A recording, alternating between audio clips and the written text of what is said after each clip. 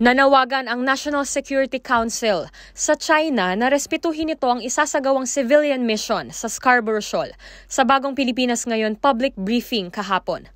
Nilinaw ng Assistant Director General ng NSC na si Jonathan Malaya na ang tanging layo ng Atin Ito Coalition ay maghatid ng mga supplies gaya ng krudo at pagkain sa mga mangingisda sa Bajo de Masinloc.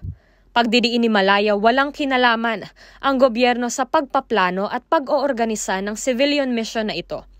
Ayon pa sa kanya, malaya ang China na mag-background check sa mga civilian vessels kung kinakailangan. Usap na lang natin sa People's Republic of China ay igalang nila yung paglalayag nitong mga barkong ito kasi they're civilian. Yes. They are not in any way connected to the government. Ito ay matapos na lumabas ang balita na naghahanda umano ang China ng blockade, kabilang ang 4 na China Coast Guard ships at 26 na militia vessels. Ayon sa maritime expert, nakaabang na ang huge force na ito sa mga posibleng ruta ng civilian convoy para harangin ang misyon.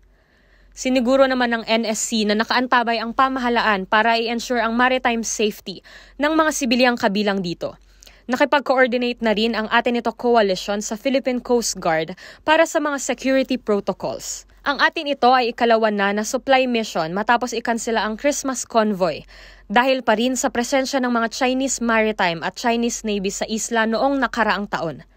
Ayon kay Rafaela David na co-convener ng Atin Ito Coalition, naninindigan ang kanilang samahan na ang civilian supply mission na ito ay legitimate exercise ng bansa at karapatan natin sa sarili nating teritoryo. Para sa MBC TV Network News, ito si Rose Babiera, Sama-sama Tayo, Pilipino.